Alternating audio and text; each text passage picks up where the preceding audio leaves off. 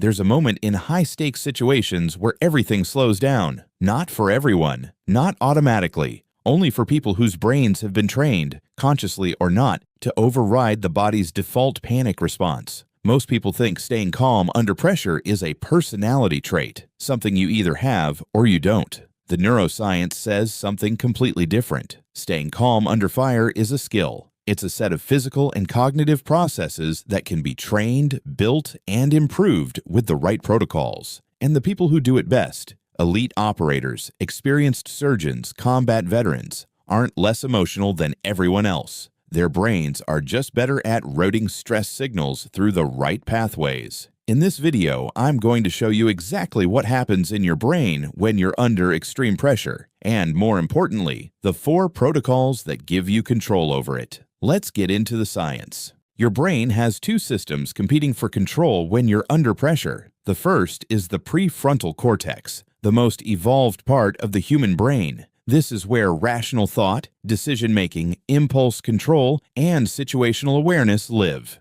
When your prefrontal cortex is running the show, you think clearly, assess threats accurately, and make good decisions under pressure. The second is the amygdala, a much older, much faster structure deep in the brain. The amygdala's job is simple: detect threats and trigger a survival response. It doesn't think, it reacts. And it reacts fast, within milliseconds of perceiving a threat before your conscious mind has even registered what's happening. Here's the problem. Under high stress, your brain floods with 2 chemicals, noradrenaline and cortisol. In moderate amounts, these chemicals sharpen focus and boost physical performance. But when levels spike too high, when the threat feels overwhelming or uncontrollable, something specific happens. The noradrenaline binds to receptors in the prefrontal cortex and essentially shuts it down. The rational brain goes offline. The amygdala takes over completely. Researchers call this amygdala hijack. And when it happens, you don't think your way through a situation. You revert to your most ingrained behavioral patterns, for better or worse. This is why untrained people freeze, panic, or make catastrophic decisions in emergencies. It's not weakness. It's biology. Their prefrontal cortex just got overwhelmed by their own neurochemistry.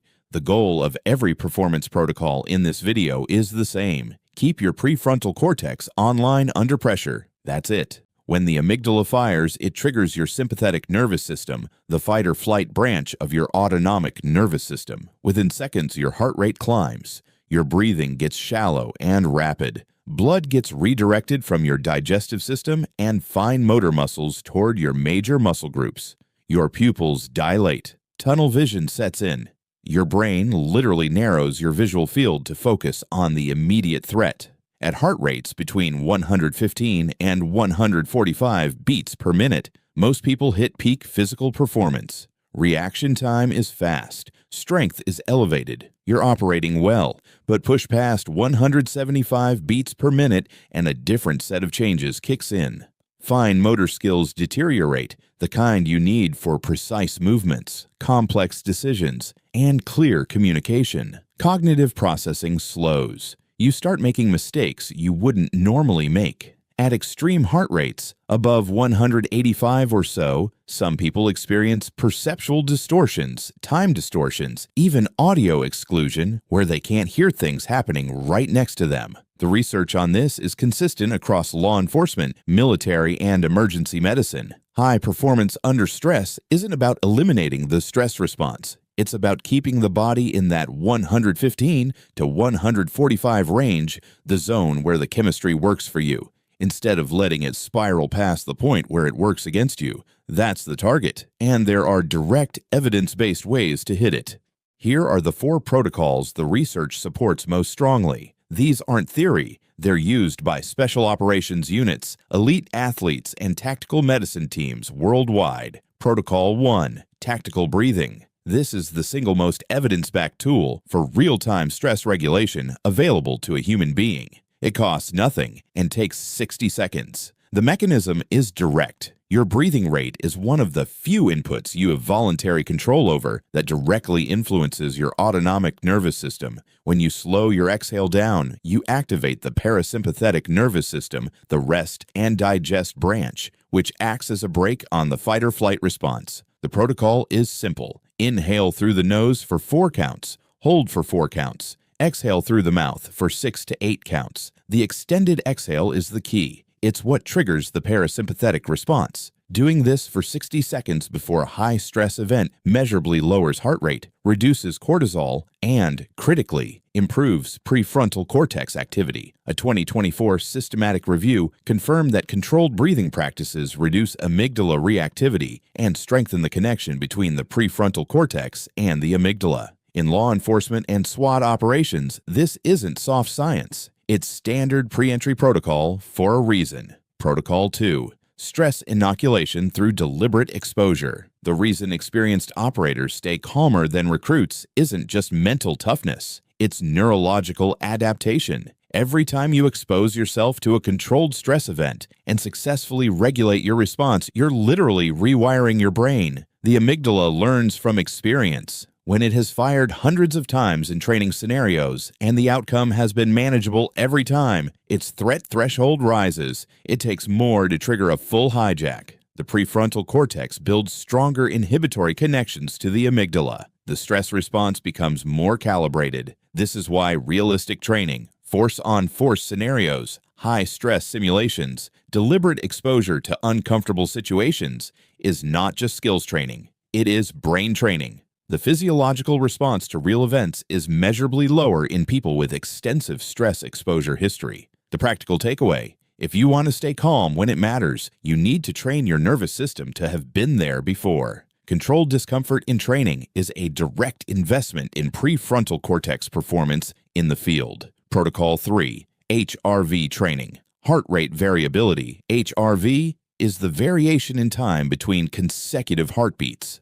High HRV means your autonomic nervous system is flexible and responsive. Low HRV means it's locked in a rigid, high-stress state. Research consistently shows that people with higher baseline HRV perform better under acute stress, recover faster after stressful events, and have more resilient prefrontal cortex function. HRV is essentially a direct measurement of how well your nervous system handles stress. The good news is that HRV is trainable. The most evidence-backed way to improve it is slow, paced breathing at around 5 to 6 breaths per minute, which happens to be almost exactly the tactical breathing protocol from Protocol 1. Do this consistently for 10 minutes per day, and research shows meaningful HRV improvement within 4 to 8 weeks. Devices like Whoop and Oura Ring track your HRV continuously and give you real-time data on how your nervous system is adapting. Links in the description. Protocol 4. Cognitive reappraisal. This one is supported by some of the strongest neuroscience research on performance under pressure. Cognitive reappraisal means consciously reframing how you interpret a stress response. Here's the key finding. When people are told to interpret their physical stress response, racing heart, rapid breathing, heightened alertness, as excitement and readiness rather than anxiety and panic, their performance under stress measurably improves. Their prefrontal cortex stays more active. Their decision-making is sharper. The stress response itself doesn't change. The neurochemistry is identical. What changes is the meaning the brain assigns to it.